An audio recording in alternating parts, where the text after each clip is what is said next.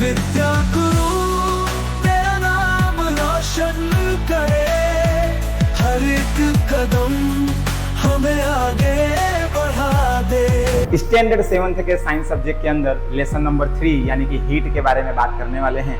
Heat के अंदर ये सारे कॉन्सेप्ट हम पढ़ने वाले हैं, जिसमें पहला है heat. It will always change from one form to another form. Notice आप ये करेंगे कि धीरे धीरे यहाँ से हीट यहाँ से चलते आगे बढ़ते यहाँ तक पहुंच जाएगा। इसका मतलब ये होता है कि हीट हॉट वाले प्लेस से कोल्ड वाले प्लेस की तरफ बढ़ रहा है। जय हिंद। So once again welcome to all dear students. और एक बार फिर से आज हम स्टैंडर्ड 7th के साइंस सब्जेक्ट के अंदर लेसन नंबर 3 यानी कि हीट के बारे में बात करने वाले हैं। सो डियर स्टूडेंट्स, मैं हूं रवि सिंह और आपको सिखाने जा रहा हूं साइंस, या सिखाने की कोशिश करने जा रहा हूं साइंस। चलिए स्टार्ट करते हैं। एक बार फिर से आपका स्वागत है आपके अपने यूट्यूब चैनल एंड एक रेवोल्यूशनरी प्लेटफॉर्म विद्या गुरु अकेडमी पर, जैसा कि आप देख सकते हैं, जहां पर ऑनलाइन और ऑफलाइन दोनों तरीके के एजुकेशन को प्रोवाइड कराया जाता है। चलिए स्टार्ट करते हैं। एंड ये रहा आपका अगला साइट, आप देख पा रहे हैं क्लास 7th के अंदर चैप्टर 3 जो कि केमिस्ट्री पोर्शन का है, और मैं केमिस्ट्री पोर्शन के सारे लेसन्स को आपके लिए सिखाने की कोशिश करता हूं, जिसका नाम है हीट। चलिए स्टार्ट करते हैं। तो सबसे पहले हम बात करेंगे या की कॉन्सेप्ट के बारे में कि कौन कौन से कॉन्सेप्ट हमें इस लेसन में पढ़ने हैं। माय डियर स्टूडेंट्स, हीट हमारे डेली रूटीन लाइफ में एक ऐसा वर्ड है, एक ऐसी टर्मिनोलॉजी है जो बेसिकली यूज होती रहती है। आपको पता है, खाना पकाना हो तो गैस के अंदर गैस अपने यूज करते हैं घर में एलपीजी के फॉर्म में, वहां से भी हीट निकलता है। गर्मी हो रही है तो हीट निकलता है। यानी कोई भी गर्मी के रिगार्ड में कोई बात हम करते हैं तो हीट से रिलेट करता है। हीट के अंदर ये सारे कॉन्सेप्ट हम पढ़ने वाले हैं, जिसमें पहला है हीट। फिर हीट के लिए टेम्परेचर क्या होता है, अप टेम्परेचर क्या होता है, डाउन टेम्परेचर क्या होता है, थर्मामीटर कौन कौन से होते हैं, हीट का ट्रांसफर कैसे होता है अलग अलग मीडियम के थ्रू। फिर उसके बाद कंडक्टर्स क्या होते हैं, इंसुलेटर्स क्या होते हैं, बचपन से हम पढ़ते आ रहे हैं। जो हीट को या इलेक्ट्रिसिटी को कंडक्ट करे वो कंडक्टर होते हैं, और जो हीट या इलेक्ट्रिसिटी को कंडक्ट ना करे वो इंसुलेटर होते हैं। फिर उसके बाद हम पढ़ेंगे sea breeze and land breeze. Sea breeze and land breeze हो सकता है आपके लिए नया टर्मिनोलॉजी हो, बट इसका बहुत सिंपल सा मीनिंग होता है, जिसको हम बोलते हैं जो कोल्ड हवा होती है वो हीट हवा यानी हॉट हवा की तरफ जाती है, और जो हॉट एयर होता है वो कोल्ड एयर की तरफ जाता है। ऐसा कॉन्सेप्ट है, हम इस कॉन्सेप्ट के बारे में बात करेंगे। तो चलिए स्टार्ट करते हैं, एक एक कॉन्सेप्ट को अच्छे तरीके से समझने की कोशिश करते हैं। और ये रहा आपके सामने अगला स्लाइड, जिसमें मेन टॉपिक है हमारा हीट। तो हीट के बारे में हम बात करते हैं। सबसे पहली चीज मैं आपको बता दूं, जो हीट होती है वो एक एनर्जी होती है। It is a type of energy. कैसे? सबसे पहले तो हीट की वजह से हम किसी भी चीज के फॉर्म को चेंज कर सकते हैं, किसी मटेरियल के स्टेट को चेंज कर सकते हैं, सॉलिड को लिक्विड में कन्वर्ट कर सकते हैं, लिक्विड को गैस में कन्वर्ट कर सकते हैं। हीट एक फॉर्म ऑफ एनर्जी है। ये दोनों ही पॉइंट हीट के अंदर हम बात करने वाले हैं। तो डियर स्टूडेंट्स, आपको अगर ये बात पता हो तो यहाँ 3 अलग अलग पॉइंट दिए हुए हैं। यहाँ पर देखिए, पहला लिखा है फॉर्म ऑफ एनर्जी। इसका मतलब होता है कि एनर्जी का फॉर्म है। और यहाँ पर आप और एक टर्म ऐड कर सकते हो कि जो एनर्जी होती है वो कभी क्रिएट नहीं होती है, वो कभी डिस्ट्रॉय नहीं होती है। यहाँ पर law of conservation of energy follow होता है, ओबे होता है। क्या कहता है law of conservation of energy? Law of conservation of energy ये कहता है कि हीट यानी आप बेसिकली हीट के रिगार्ड्स में अगर हम बात करें तो हीट की एनर्जी हो या किसी भी चीज की एनर्जी हो, मस्कुलर एनर्जी हो, काइनेटिक एनर्जी हो, स्टैटिक एनर्जी हो, चाहे किसी भी टाइप की एनर्जी हो, energy neither can be created nor can be destroyed. Energy को ना तो क्रिएट किया जा सकता है ना तो डिस्ट्रॉय किया जा सकता है। It will always change from one form to another form. ये हमेशा एक फॉर्म से दूसरे फॉर्म में चेंज होता है। माय डियर स्टूडेंट्स, ये कभी भी अपने एक्चुअल जो एग्जिस्टेंस है उसको खत्म नहीं करता और ना ही कहीं से क्रिएट करता है, एक फॉर्म से दूसरे फॉर्म में चेंज होता है। तो ये एक फॉर्म ऑफ एनर्जी है। दूसरा हम पॉइंट इसमें पढ़ेंगे कि ये जो है टेम्परेचर के चेंज को रिप्रेजेंट करता है। अगर टेम्परेचर नॉर्मल टेम्परेचर से बढ़ गया तो हीट बढ़ गया, अगर टेम्परेचर नॉर्मल टेम्परेचर से डाउन हो गया तो हीट कम हो गया।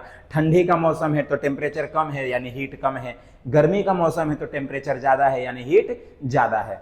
और दूसरा किस रिगार्ड में बात करना है? स्टेट के रिगार्ड में बात करना है।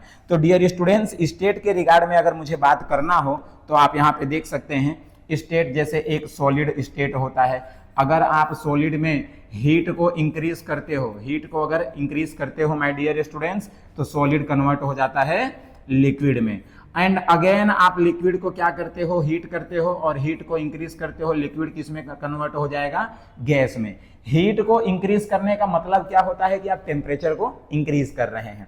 जस्ट आप चाहो तो इसका अपोजिट चल सकते हो, अगर गैस से लिक्विड बनाना है तो हीट को आपको क्या करना पड़ेगा, डिक्रीज करना पड़ेगा। एंड अगेन आपको लिक्विड से सॉलिड पे जाना है तो अगेन यहां पर हीट को आपको क्या करना पड़ेगा, डिक्रीज करना पड़ेगा। इस तरीके से डियर स्टूडेंट्स आप अगेन यहां पर देखिए कि हमने जो दूसरे कॉन्सेप्ट के बारे में बात की, यानी कि स्टेट को भी हम क्या कर सकते हैं, आपस में इंटरकन्वर्टेबल कर सकते हैं। ये दूसरा पॉइंट था।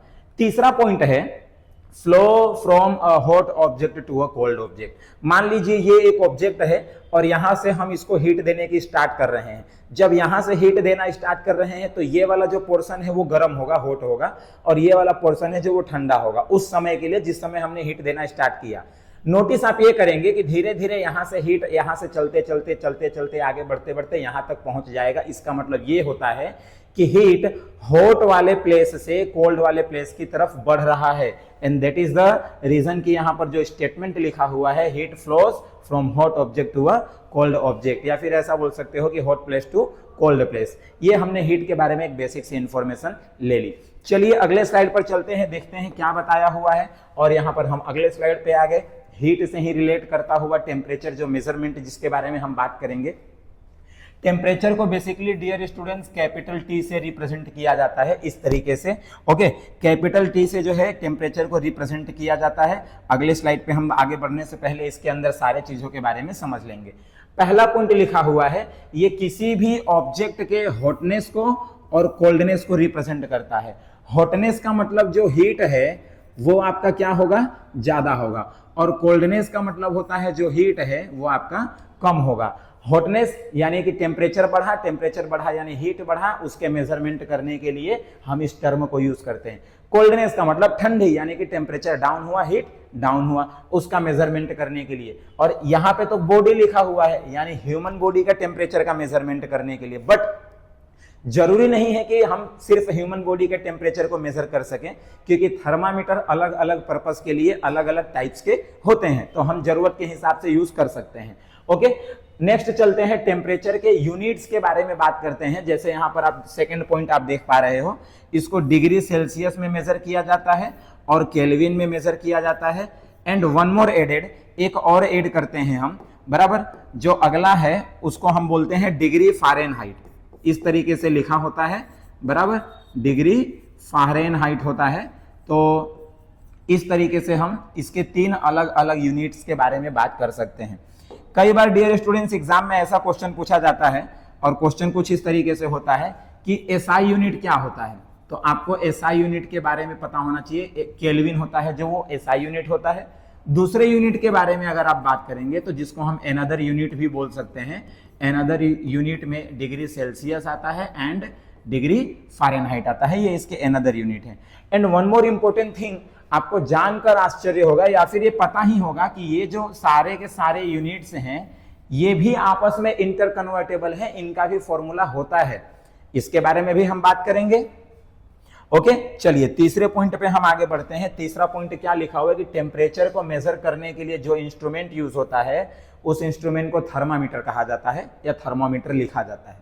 थर्मामीटर एक ऐसा इंस्ट्रूमेंट है जो आपके बॉडी के हीट को ऑब्जर्व कर सकता है। ऑब्जर्व इन द सेंस की रीडिंग बता सकता है कि आपके बॉडी का टेम्परेचर कितना है। आपको कभी बुखार हो जाए, आप डॉक्टर के पास जाते हैं, फिर वो डॉक्टर जो है आपको बॉडी के में एक थर्मामीटर लगाता है, या इस साइड लगाता है, या यहाँ पर मुंह के अंदर थर्मामीटर को रखता है और उसके बाद थर्मामीटर को निकालता है और उसमें रीडिंग देखता है और कहता है ओ माय गॉड आपको तो बहुत ज्यादा फीवर है। और फिर उसके बाद आपको पैरासीटामोल, डोलो जैसी कुछ दवाइयां देता है और वो दवाइयां खाकर आपका जो है बुखार ठीक हो जाता है, आपका जो फीवर है वो ठीक हो जाता है। लेकिन उस थर्मामीटर के अंदर जो रीडिंग होती है वो कैसे होती है, कैसे पता लगाते हैं कि बुखार हुआ है या फीवर हुआ है, उसके बारे में हम आगे अगले स्लाइड में बात करते हैं। तो चलिए ये हमने ले लिया अगला स्लाइड जिसमें हम थर्मामीटर के टाइप्स के बारे में बात करेंगे। आप देख पा रहे हैं थर्मामीटर के अलग अलग टाइप होते हैं, जिसमें से पहले टाइप के बारे में बात किया है क्लिनिकल थर्मामीटर। क्लिनिकल थर्मामीटर का मतलब होता है जो क्लिनिक में यूज किया जाता है, जो हॉस्पिटल्स में यूज किया जाता है। आप यहाँ पर उसका इमेज देख पा रहे होंगे, ये क्लिनिकल थर्मामीटर का इमेज यहाँ पर बना हुआ है। ओके, तो क्लिनिकल थर्मामीटर में आप देखिए कि बीच में एक रेड कलर की लाइन गई हुई है, बीच में एक लाइन जो है रेड कलर की, जो रेड वाली लाइन है उसको हम सेल्सियस स्केल बोलते हैं। एक्चुअल में उसको सेल्सियस स्केल नहीं बोलते हैं, जो ऊपर की रीडिंग है वो सेल्सियस स्केल बता रही है, और जो नीचे वाली रीडिंग है ये डिग्री फ़ारेनहाइट को बता रही है, और जो ऊपर वाली रीडिंग है वो डिग्री सेल्सियस को बता रही है। बीच में जो लाइन गई हुई है येलो और रेड कलर की, इसको बोलते हैं कैपिलरी ट्यूब। इसको कैपिलरी ट्यूब बोलते हैं, जिसके अंदर रीडिंग जहां तक पहुंचती है वहां की वैल्यू बताती है। स्टार्टिंग में ये थोड़ा ज्यादा जो डार्क रेड कलर का आप देख रहे थे, ये जो है ये आपका बल्ब है, बराबर। और इसके अंदर जो मटेरियल भरा होता है वो मर्क्यूरी का मटेरियल भरा होता है। मर्क्यूरी एक मेटल ही होता है, लेकिन एक ऐसा मेटल होता है जो लिक्विड फॉर्म में पाया जाता है, तो मर्क्यूरी का यूज जो है इस थर्मामीटर के अंदर किया जाता है। अगर आप इसको ध्यान से देखिए तो ये क्या हो गया, ये आपका हो गया क्लिनिकल थर्मामीटर। कैसे यूज करते हैं, तो डॉक्टर ज्यादातर ये बगल में यहाँ पे रख देते हैं, और कुछ समय के बाद 2 मिनट 4 मिनट के बाद यहाँ से निकालते हैं, फिर उसके रीडिंग का मेजरमेंट करते हैं। ऐसे अलग अलग टाइप के होते हैं। ये तो जैसे आप देख रहे हो रीडिंग वाला है। आजकल इस समय मार्केट में डिजिटल थर्मामीटर भी आ गया हुआ है, बराबर। यहाँ पर कई बार टंग के ऊपर थर्मामीटर को ऐसे रखकर उसका मेजरमेंट लिया जाता है। डिजिटल थर्मामीटर लोग आजकल घरों में भी यूज कर लेते हैं, डॉक्टर के पास जाने की भी जरूरत नहीं पड़ती है। Okay, so my dear students, ये थर्मामीटर के बारे में जान लेने के बाद यहाँ पर हम देख लेते हैं कि किसका किसका क्या क्या यूज होता है। क्लिनिकल थर्मामीटर का यूज होता है ह्यूमन बॉडी के टेम्परेचर को मेजर करने के लिए। बुखार है तो टेम्परेचर ज्यादा होगा, बुखार नहीं है तो टेम्परेचर नॉर्मल होगा, और अगर आपका शरीर ठंडा पड़ा हुआ है या कम हो गया है तो भी टेम्परेचर उसको कम दिखाएगा। अच्छा, फिर उसके बाद क्लिनिकल थर्मामीटर का रेंज फिक्स होता है 35 डिग्री सेल्सियस से 42 डिग्री सेल्सियस, इसको रेंज बोलते हैं। बेसिकली जो क्लिनिकल थर्मामीटर होता है उसका रेंज इतना ही होता है, 35 डिग्री सेल्सियस से 42 डिग्री सेल्सियस। नेक्स्ट पॉइंट में क्या बताया हुआ है, has a kink to prevent mercury from falling back. इसके अंदर एक किंक लगा होता है, यानी कि जहां पे बल्ब लगा हुआ है यहाँ पे किंक लगा होता है। इसका काम क्या होता है कि मर्क्यूरी लिक्विड फॉर्म में है तो वो गिर ना जाए, वो बाहर ना निकल जाए, इसीलिए वो किंक लगाया हुआ होता है। ये सिर्फ इसी तरह के थर्मामीटर में होता है जिस तरह के थर्मामीटर में मर्क्यूरी यूज हो, और मर्क्यूरी यूज होने वाले थर्मामीटर में किंक लगाया जाता है, अदरवाइज किंक लगाने की जरूरत नहीं है। तो डियर स्टूडेंट्स, ये हमने कौन सा पढ़ लिया, ये हमने क्लिनिकल थर्मामीटर पढ़ लिया। अगले थर्मामीटर में हम आगे बढ़ते हैं। ये देखिए लेबोरेटरी थर्मामीटर, तो कैसा दिखाई देता है, तो देखिए बिल्कुल ऐसा दिखाई देता है लेबोरेटरी थर्मामीटर। ये बहुत ही सिंपल होता है। केमिस्ट्री के लैब में, फिजिक्स के लैब में जहां पर टेम्परेचर की जरूरत पड़ती हो, जिन जगहों पर दवाइयां बनती है, फार्मास्यूटिकल की कंपनीज में, इंडस्ट्रियल एरियाओं में, इस तरह के थर्मामीटर का यूज किया जाता है। इसको लेबोरेटरी थर्मामीटर बोलते हैं, या लैब थर्मामीटर भी आप बोल सकते हो। कहाँ यूज होता है, तो लैब में यूज होता है। लेबोरेटरी थर्मामीटर का range as compare to clinical laboratory ज्यादा होता है। क्लिनिकल लेबोरेटरी का अभी मैंने पिछले स्लाइड में आपको बताया था कि 32 डिग्री सेल्सियस से 45 डिग्री सेल्सियस के आसपास होता है, लेकिन इसका उससे बहुत ज्यादा है। -10 डिग्री सेल्सियस से लेकर 110 डिग्री सेल्सियस के रेंज में जो है होता है। तीसरा है, इसमें कोई किंक नहीं होता है, क्योंकि इसमें जो must be read carefully while in liquid. जब ये लिक्विड में होता है, जब इस थर्मामीटर को किसी लिक्विड सॉल्यूशन में डालते हैं, क्योंकि वहां पर लैब के अंदर लिक्विड के अंदर काम करना होता है, लिक्विड सॉल्यूशन के अंदर डालते हैं तो वहां पर रीडिंग लेना बहुत इजी होता है। इसीलिए वहां पर थर्मामीटर के जो अंदर पारा भरा हुआ है, जो मर्क्यूरी भरा हुआ है, इसके गिरने का डर नहीं होता है, इसलिए वहां पर किंक की जरूरत नहीं पड़ती है। तो ये थर्मामीटर का दूसरा टाइप हो गया। My dear students, laboratory thermometer देखिए यहाँ पर बना हुआ है। ये पूरे को क्या बोलते हैं, पूरे के बीच में जो लाइन गई हुई है उसको कैपिलरी ट्यूब बोलते हैं। सेम टू सेम पहले जैसा था। यहाँ वाला जो पोर्शन है, मेन पोर्शन जिसको सॉल्यूशन के अंदर डाला जाता है, वो आपका बल्ब है, और ये कंस्ट्रक्शन है जहां से थर्मामीटर का मेजरमेंट लिया जाता है, इसको कंस्ट्रक्शन बोलते हैं। ओके, फिर यहाँ नेक्स्ट अगले स्लाइड पे चलते हैं। ये आपका आ गया अगला स्लाइड। अगले स्लाइड में हमें बात करनी है कि हीट का ट्रांसफर कैसे होता है। देखिए बेसिकली देखा जाए तो हीट का ट्रांसफर 3 तरीके से होता है, बहुत बेसिक लेवल पे मैं आपको बता रहा हूं। अगर किसी सॉलिड मटेरियल में से हीट जा रहा है तो एक ये वाला ट्रांसफर हो गया। दूसरा ट्रांसफर होता है किसी लिक्विड या किसी गैस मटेरियल में से अगर हीट का ट्रांसफर हो रहा है तो वो हो गया। और तीसरा होता है कि हीट के ट्रांसफर के लिए किसी मीडियम की जरूरत ही ना पड़े, तो 3 तरीके से हीट को ट्रांसफर किया जा सकता है। तो हीट के ट्रांसफर का पहला तरीका होता है कंडक्शन, दूसरा तरीका होता है कन्वेक्शन, और तीसरा तरीका होता है रेडिएशन। तीनों तरीकों को अपने को ध्यान से सीखना है। तीनों तरीकों को ध्यान से अपने को सीखने के लिए एक एक करके हम समझेंगे। सबसे पहले तो आप ये समझ लीजिए, आप देख रहे हैं ये दो पत्थर है, दो पत्थर के बीच में जो है एक लोहे का रोड जो है, आयरन रोड आप बोल सकते हो, आयरन का रोड लगा हुआ है और यहाँ पे मोमबत्ती लगी हुई है। इससे इसको क्या दिया जा रहा है, हीट दिया जा रहा है। तो जब इसको हीट दे रहे हैं तो हीट देने की वजह से ये हीट यहाँ पे आगे बढ़ेगा, ये हीट ऐसे आगे बढ़ेगा। तो जैसे जैसे हीट आगे बढ़ रहा है, इस पे जो ये चिपकाया हुआ पार्टिकल है, ये पार्टिकल एक एक करके देखो क्या हो रहा है, फॉल डाउन हो रहा है, एक एक करके गिर रहा है। हीट और आगे बढ़ेगा तो ये भी गिरेगा, हीट और आगे बढ़ेगा तो ये भी गिरेगा। ये किस तरह का है, ये है सॉलिड वाला। सॉलिड वाले को क्या बोलते हैं, conduction, heat transfer in solid. जैसे कि मेटल रोड के अंदर हीट का ट्रांसफर हो रहा है, इसको हम कंडक्शन बोलते हैं। दूसरे तरीके का ट्रांसफर होता है जिसको बोलते हैं कन्वेक्शन। कन्वेक्शन के लिए आप यहाँ पे देखिए दो तरीके से एग्जांपल दिया हुआ है। सबसे पहले तो आप कन्वेक्शन देख लीजिए। ये एक कंटेनर है, इस कंटेनर के अंदर आपने पानी लिया हुआ है और इसको आप क्या कर रहे हैं, गर्म कर रहे हैं। गर्म मतलब हीट कर रहे हैं। जब आप इसको हीट कर रहे हैं तो अंदर जो पानी के मोलिक्यूल हैं, वो पानी के मोलिक्यूल आपस में इंटरचेंज हो रहे हैं। क्यों इंटरचेंज हो रहे हैं, क्योंकि जब आप गर्म करोगे तो जहां पर गर्म कर रहे हो वहां का पानी क्या हो चुका होगा, गर्म हो चुका होगा। वो गर्म पानी ऊपर की तरफ जाएगा और ऊपर का ठंडा पानी नीचे की तरफ आएगा। अगेन ये प्रोसेस चलता रहता है, चलता रहता है, चलता रहता है, चलता रहता है। तो जो गर्म मोलिक्यूल हैं वो ऊपर की तरफ जा रहे हैं और ऊपर के जो ठंडे मोलिक्यूल हैं वो नीचे की तरफ आ रहे हैं। इस तरह का प्रोसेस लिक्विड में और गैस में होता है और इस तरह हीट के ट्रांसफर के प्रोसेस को कन्वेक्शन बोलते हैं। तो ये हमने कन्वेक्शन देख लिया, लिक्विड में होने वाला ट्रांसफर, बराबर, जैसे कि वाटर बॉईल हो रहा हो उस तरीके से। फिर उसके बाद क्या आता है, यहां पर आप देखिए दोनों तीनों एग्जांपल एक साथ दिखाया गया है। चलिए तीसरे के बारे में बात करते हैं, रेडिएशन।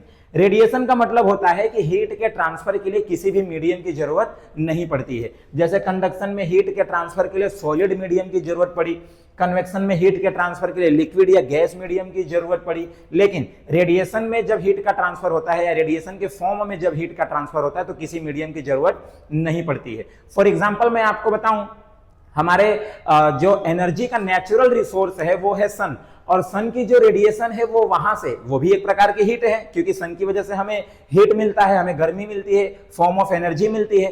तो सन का आने वाला जो हीट है वो डायरेक्ट हमें अर्थ पे मिल रहा है, हमारे बॉडी को मिल रहा है। तो वहां किसी भी टाइप के मीडियम की जरूरत नहीं पड़ रही है।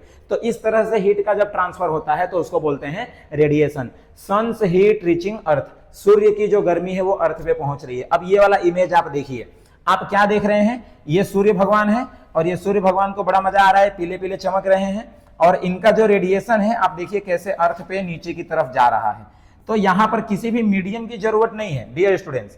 दूसरा एग्जांपल कंडक्शन देखिए, कंडक्शन आप देख रहे हैं, ग्राउंड जो है एक सॉलिड मटेरियल होता है, ग्राउंड हीट हो रहा है जिसकी वजह से वो क्या हो रहा है, उसके हीट की वजह से उसके ऊपर का एयर हीट हो रहा है और वो ऊपर जा रहा है। कन्वेक्शन में क्या है, जो गर्म हवा होती है वो ऊपर की तरफ बढ़ती है। तो इस तरीके से तीन तरीकों से जो है हीट का ट्रांसफर होता है। पहला कंडक्शन है, दूसरा कन्वेक्शन है, तीसरा रेडिएशन है। कंडक्शन में आपको सॉलिड मीडियम की जरूरत पड़ती है, कन्वेक्शन में लिक्विड और गैस मटेरियल की मीडियम की जरूरत पड़ती है और रेडिएशन के लिए किसी मीडियम की जरूरत नहीं है। सो नेक्स्ट स्लाइड पे जाते हैं हम। अब हम यहां पर बात करेंगे कंडक्टर्स और इंसुलेटर के बारे में। मैं आपको बहुत सिंपली बता दूं, कंडक्टर का मतलब होता है जिस मटेरियल में से हीट ट्रांसफर हो सके उसको कंडक्टर बोलेंगे, और जिस मटेरियल में से हीट ट्रांसफर ना हो सके उसको इंसुलेटर बोलेंगे, या तो इंसुलेटर को आप नॉन कंडक्टर भी बोल सकते हो, बराबर। इंसुलेटर को दूसरा आप क्या नाम दे सकते हो, इंसुलेटर को आप दूसरा नाम दे सकते हो नॉन कंडक्टर। ये जो इंसुलेटर लिखा हुआ है मैं यहाँ पे इसको लिख लेता हूं कि इसको आप क्या बोल सकते हो, नॉन कंडक्टर भी बोल सकते हो। ओके, तो नॉन कंडक्टर यानी इंसुलेटर और कंडक्टर यानी तो कंडक्टर होता ही है। तो चलिए एक एक करके पढ़ते हैं। पहले तो कंडक्टर के बारे में मैं आपको बता देता हूं। तो ध्यान से देखिएगा, कंडक्टर वो होता है जो हीट को पास होने के लिए अलाउ करता है, या ऐसा बोलो कि जो हीट को पास होने देता है, बराबर। इस तरह के मटेरियल जैसे कि कॉपर हो गया, एल्यूमिनियम हो गया, आयरन हो गया, सिल्वर हो गया, ये सारे जो मेटेलिक मटेरियल है, जो मेटल्स हैं स्पेशली खास करके, वो सारे के सारे मेटल्स जो हैं वो कंडक्टर्स होते हैं। कंडक्टर के यहाँ कुछ एग्जांपल दिए हुए हैं। देखो ये कॉपर है, कॉपर का वायर आपने मार्केट में देखा होगा, कोई भी वायर हम काटते हैं या निकालते हैं तो उसमें से कॉपर के वायर निकलते हुए आपने देखे होंगे। ग्रेफाइट भी लिखा हुआ है, ग्रेफाइट भी कंडक्टर है। कैसे कंडक्टर है, आपको मैं पहले तो ये बता दूं कि जो ग्रेफाइट होता है, पेंसिल जो आप यूज करते हैं, पेंसिल के अंदर जो ब्लैक वाला पार्ट होता है वही ग्रेफाइट है। ओके, तो ग्रेफाइट में भी जो है कंडक्टर के फॉर्म में जो है इसका यूज किया जाता है। आयरन हो गया, खिली यहाँ पे बनी हुई है, सिल्वर हो गया, गोल्ड हो गया। अब भैया हीट को आपको तो पता है, सोना तप के जो है शुद्ध होता है। सोने के बारे में मैं आपको बता दूं, सोने की शुद्धता 24 कैरेट मापी जाती है। The purity of gold is 24 carat.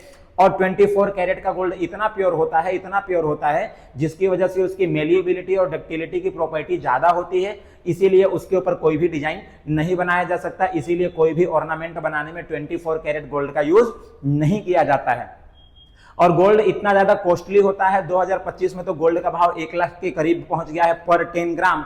इतना ज्यादा कॉस्टली होने की वजह से नॉर्मली तो मार्केट में वायर के फॉर्म में इसका यूज नहीं किया जाता है। तो गोल्ड जो होता है, इसके प्योरिटी को कम करके हम इसका ऑर्नामेंट बनाकर यूज करते हैं। 22 कैरेट का गोल्ड बनाकर, 20 कैरेट का, 18 कैरेट का गोल्ड बनाकर, यानी बाकी के कैरेट उसमें क्या मिला दिए जाते हैं, इंप्योरिटीज। लाइक 2 कैरेट कॉपर मिला दिया या 4 कैरेट सिल्वर मिला दिया, इंप्योरिटीज उसमें मिलाकर, और उसके बाद हम जो है गोल्ड का जो है एक अच्छा सा ऑर्नामेंट बनाकर हम वियर कर सकते हैं, जो कि भारतीय ट्रेडिशनल जो ट्रेडिशन होता है उसके हिसाब से, भारतीय संस्कृति के हिसाब से बहुत ही शुद्ध और शोभनीय माना जाता है। ये सारे वो चीजें हैं जो हीट को पास होने के लिए अलाउ करते हैं, बराबर। The material which allow heat to pass through them easily are called conductors. जो हीट को पास होने के लिए अलाउ करते हैं उन्हें कंडक्टर कहते हैं। दूसरा, हम इंसुलेटर के बारे में पढ़ते हैं। Materials that do not allow heat to pass, ऐसे मटेरियल जो हीट को पास होने के लिए अलाउ नहीं करते। प्लास्टिक हो गया, वुड हो गया, ये सब वो मटेरियल है जो हीट को खुद ही पिघल जाएंगे, खुद ही गर्म होकर गायब हो जाएंगे, पिघल जाएंगे, जल जाएंगे, भस्म हो जाएंगे, राख बन जाएंगे, लेकिन हीट को आगे नहीं बढ़ने देंगे, क्योंकि वो खुद गर्म होकर खत्म होने वाले मटेरियल हैं, इसीलिए वो हीट को आगे नहीं बढ़ने देते हैं। तो यहाँ पे इंसुलेटर में आप देखिए, जैसे पेपर है तुरंत जल जाएगा, रबर है जल के तुरंत सल्फर में कन्वर्ट होता है। यहाँ पे ग्लास है, ये ग्लास क्या है, नॉन मेटल है। एक कहने का सेंस बस इतना सा है कि जो मेटल है वो कंडक्टर है और जो नॉन मेटल है वो इंसुलेटर है। फैब्रिक हो गया, फैब्रिक मतलब कोई भी कपड़ा ले लो, फिर वुड यानी कि लकड़ी हो गया, ये जितने भी मटेरियल यहाँ पे लिखे हुए सारे के सारे क्या है, इंसुलेटर है। So there is a big difference between conductors and insulators. तो चलिए इस प्रोसेस को अपने और आगे बढ़ाते हैं। नेक्स्ट स्लाइड मैंने लिया, नेक्स्ट स्लाइड में देखिए sea breeze and land breeze के बारे में बताया हुआ है। क्या होता है सी ब्रीज और लैंड ब्रीज? तो यहां पर हम देखते हैं सी ब्रीज और लैंड ब्रीज के बारे में। तो पहले दोनों को हम समझ लेते हैं। यहां पर आप देख पा रहे हैं 2 अलग अलग इमेज बना हुआ है। पहला इमेज दिन के लिए है और दूसरा इमेज रात के लिए है। हो क्या रहा है यहाँ पे, दिन में क्या होता है, दिन में जो जमीन होती है वो ज्यादा गर्म होती है और जो समुद्र होता है वो ठंडा होता है।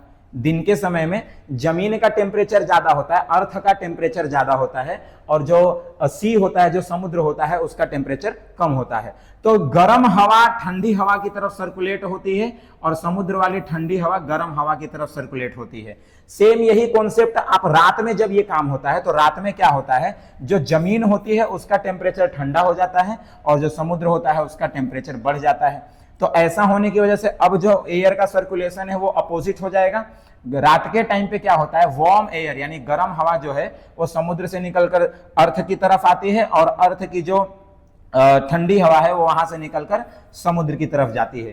तो कुल मिला जुला के हो क्या रहा है, दिन के टाइम पे जो प्रोसेस हो रहा है उसको सी ब्रीज बोला जाता है और रात के टाइम पे जो प्रोसेस हो रहा है उसको लैंड ब्रीज बोला जाता है। प्रोसेस बस इतना सा है कि गर्म हवा अपना प्लेस छोड़ रही है, ठंडे हवा के पास जा रही है, और ठंडा हवा अपना प्लेस छोड़ के गर्म हवा के पास जा रहा है। ये सर्कुलेशन चल रहा है।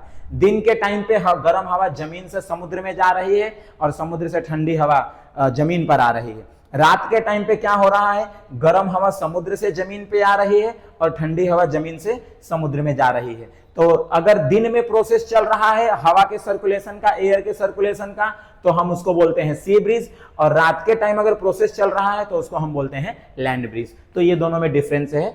क्या होता है, क्यों होता है ऐसा? तो पहला है reason, difference in heating and cooling of land and sea. ये जमीन और समुद्र, ये दोनों के बीच में हीटिंग और कूलिंग के डिफरेंस की वजह से ये प्रोसेस होता है। दूसरा, जब दिन का समय होता है तो सी ब्रीज बनता है। मैंने यहां पे बताया ये दिन का समय है तो सी ब्रीज बनेगा। Cool air from sea to land, ठंडी हवा समुद्र में होती है और वो किस तरफ जाती है, जमीन की तरफ जाती है। दूसरा लिखा हुआ है नाइट के टाइम पे क्या होता है, लैंड ब्रीज होता है। तो दूसरा इमेज है देखो नाइट का टाइम का है, यहाँ पे लैंड ब्रीज हो रहा है। यहाँ पर क्या होता है, cool air from land to sea, जो ठंडी हवा होती है वो जमीन से कहां पे जा रही है, समुद्र की तरफ जा रही है। तो रात के टाइम जो प्रोसेस हो रहा है वो लैंड ब्रीज हो रहा है, ठंडी हवा जमीन से समुद्र की तरफ जा रही है। दिन के टाइम पे जो प्रोसेस हो रहा है उसको सी ब्रीज बोलते हैं। गर्म हवा जो है, सॉरी ठंडी हवा जो है वो जमीन से समुद्र से कहां जा रही है, जमीन की तरफ जा रही है। तो ये दोनों में डिफरेंस होता है, sea breeze and land breeze. चलिए नेक्स्ट स्लाइड लेते हैं। ये कुछ इंपॉर्टेंट टर्म है, जिन इंपॉर्टेंट टर्म के बारे में अभी थोड़ी देर पहले हमने पढ़ा भी था। हीट क्या होता है, तो भैया हीट एक एनर्जी होती है, हॉट ऑब्जेक्ट से कोल्ड ऑब्जेक्ट की तरफ ट्रांसफर होता है। टेम्परेचर क्या होता है, किसी ऑब्जेक्ट के हॉटनेस को मेजरमेंट करने के लिए होता है। कंडक्शन, अगर किसी सॉलिड के थ्रू हीट ट्रांसफर हो रहा हो तो। कन्वेंशन, अगर लिक्विड या गैस के थ्रू हीट ट्रांसफर हो रहा हो तो। रेडिएशन, अगर बिना किसी मीडियम के थ्रू जो है, विदाउट एनी मीडियम अगर हीट ट्रांसफर हो रहा हो तो। कंडक्टर क्या होता है, जो हीट को पास होने के लिए अलाउ करता है। इंसुलेटर क्या होता है, जो हीट को पास होने के लिए अलाउ नहीं करता है। मतलब कुल मिला जुला के हमने क्या कर लिया, एक ब्रीफिंग कर लिया। जो भी टॉपिक हमने पहले पढ़ा उस सभी टॉपिक की हमने ब्रीफिंग कर ली। फिर ब्रीफिंग करने के बाद अगले पॉइंट पे चलते हैं, कौन कौन से डायग्राम हमें प्रैक्टिस करने हैं। क्लिनिकल लेबोरेटरी का डायग्राम हम देखेंगे, फिर उसके बाद लेबोरेटरी थर्मामीटर का डायग्राम हम देखेंगे, पहले भी हमने देखा। मेटल रोड में कंडक्शन कैसे होता है, यानी कि आयरन का टुकड़ा हो तो उसके अंदर कैसे हीट ट्रांसफर होगा या हीट कैसे आगे बढ़ेगा, पास होगा। पानी के अंदर कन्वेंशन कैसे होता है, कन्वेक्शन कैसे होता है, पानी कैसे गर्म होता है, गर्म पानी नीचे की तरफ, ठंडा पानी नीचे की तरफ, फिर नीचे का गर्म पानी ऊपर चला जाता है। सी एंड लैंड ब्रिज डायग्राम, ये सारे डायग्राम वैसे तो हमने देख लिए, फिर भी एक एक करके देखते हैं।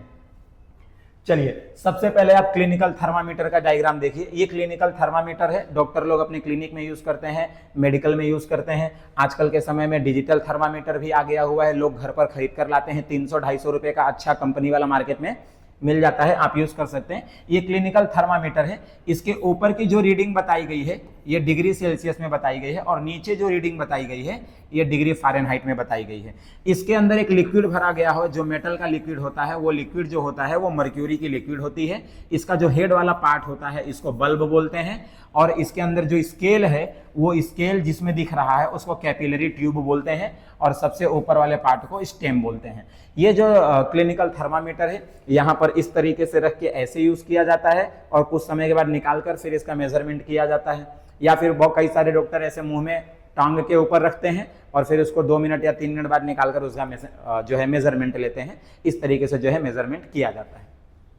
फिर अगला इमेज आप देखिए, अगला इमेज आप देखिए, इसके बारे में भी हमने बात कर ली है कि भाई लेबोरेटरी के अंदर ये वाला थर्मामीटर यूज होता है, बराबर। इसका मैंने आपको रेंज बताया था कि -10 डिग्री सेल्सियस से लेकर 90 डिग्री सेल्सियस तक जाता है, या आप यूं कहो कि 100 डिग्री सेल्सियस तक जाता है। ये इसका रेंज होता है, क्योंकि लेबोरेटरी में अलग अलग पर्पस होते हैं, बराबर।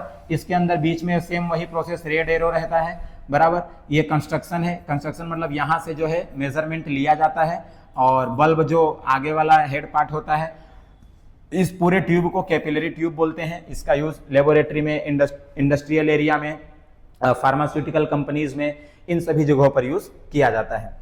फिर अगला डायग्राम हम देखने जा रहे हैं। देखो ये अगला डायग्राम है मेटल का रोड। हम लोगों ने घरों में वायर यूज होते हुए देखा होगा। ये क्या है, ये आपका कॉपर है, बराबर। कॉपर को हम Cu से रिप्रेजेंट करते हैं। ये क्या है, ये आपका एल्यूमिनियम है। एल्यूमिनियम को Al से रिप्रेजेंट किया जाता है, बराबर। तो एल्यूमिनियम और कॉपर ये ऐसे वायर हैं जो ज़्यादातर हमारे डोमेस्टिक में या इंडस्ट्रियल एरियाओं में यूज़ किए जाते हैं। ये सॉलिड होते हैं, और सॉलिड के अंदर जो है कंडक्शन के थ्रू जो है हीट को ट्रांसफर कराया जा सकता है।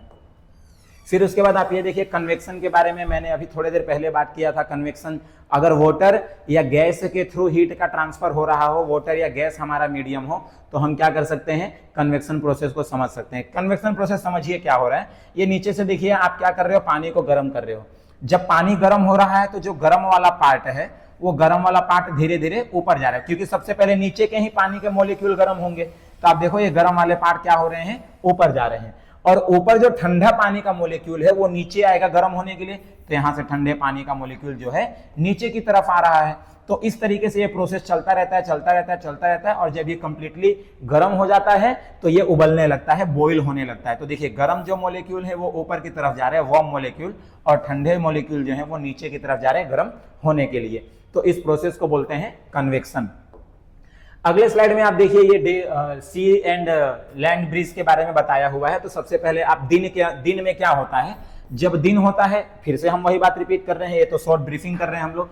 दिन के टाइम पे जमीन गर्म होती है, समुद्र ठंडा होता है, जिसकी वजह से गर्म हवा समुद्र की तरफ जाती है और ठंडी हवा जमीन की तरफ आती है। फिर दूसरा क्या है, नाइट में क्या होता है, अच्छा दिन में जो प्रोसेस होता है उसको हम बोलते हैं सी ब्रीज, जब ठंडी हवा समुद्र से कहां जा रही हो, जमीन की तरफ जा रही हो। और नाइट में क्या होता है, नाइट में आपका जमीन जो होता है वो ठंडा हो जाता है और आपका समुद्र जो है वो गर्म हो जाता है। तो ऐसे सिचुएशन में क्या होता है, ठंडी हवा जमीन से समुद्र की तरफ जाती है। जब ठंडी हवा जमीन से समुद्र की तरफ जाती है तो इसको लैंड ब्रीज बोलते हैं, और दिन के समय में जब ठंडी हवा समुद्र से जमीन की तरफ आती है तो इसको सी ब्रीज बोलते हैं। ओके, चलिए अब आगे चलते हैं। अब देखिए कुछ क्वेश्चन है बेटा, चलिए हम इसके बारे में बात करते हैं। क्या है क्वेश्चन, क्या ये क्वेश्चन सही है कि नहीं है। ओके, इसके आंसर के बारे में बात करेंगे। What is the normal human body temperature. Normal human body temperature क्या होता है, मतलब हमारे बॉडी का नॉर्मल टेम्परेचर क्या होता है। देखिए यहाँ पर 37 डिग्री सेल्सियस लिखा है और 98.6 डिग्री फ़ारेनहाइट लिखा हुआ है। तो बेटा ये भी सही काउंट किया जाएगा, ये भी सही काउंट किया जाएगा, क्योंकि 37 डिग्री सेल्सियस और 98.6 डिग्री फ़ारेनहाइट दोनों की वैल्यू सेम ही होती है, बस दोनों के मेजरमेंट करने का रीडिंग अलग अलग है। तो हमारे बॉडी का जो नॉर्मल टेम्परेचर होता है डिग्री सेल्सियस में अगर हम काउंट करते हैं तो ये 37 या 35 टू 37 वेरिएशन है, थोड़ा सा वेरिएशन होता है, थोड़ा बहुत ऊपर नीचे होता है, बॉडी के मेटाबॉलिज्म प्रोसेस पे भी डिपेंड करता है। 35 टू 37 डिग्री सेल्सियस होता है, तो बेसिकली हमने 37 यहाँ पे लिख दिया हुआ है। अगर उसको हम काउंट करेंगे फ़ारेनहाइट के कंटेंट्स में तो 98.6 डिग्री फ़ारेनहाइट ये काउंट होगा। तो एक तो ये क्वेश्चन का आंसर हमें मिल गया बेटा। चलो अगला क्वेश्चन क्या दिया हुआ है, अगला क्वेश्चन दिया which thermometer is used to measure body temperature. Body के टेम्परेचर को मेजर करने के लिए कौन सा थर्मामीटर यूज किया जाता है। बेटा पूरा का पूरा आपने स्लाइड पढ़ा हुआ है, इस क्वेश्चन का आंसर भले यहाँ पे लिखा हुआ है लेकिन 100% ये क्वेश्चन का आंसर राइट है या नहीं, कमेंट में आप जवाब देकर बताएंगे कि कौन से टेम्परेचर का यूज ह्यूमन बॉडी को मेजर करने के लिए किया जाता है। और एक क्वेश्चन में अपनी तरफ से ऐड करना हूं, कौन सा थर्मामीटर यूज होता है लेबोरेटरी के अंदर, तो उसका जवाब आपको कमेंट में दे देना है। डियर स्टूडेंट्स अगला क्वेश्चन देखिए क्या लिखा है, name 3 good conductor of heat.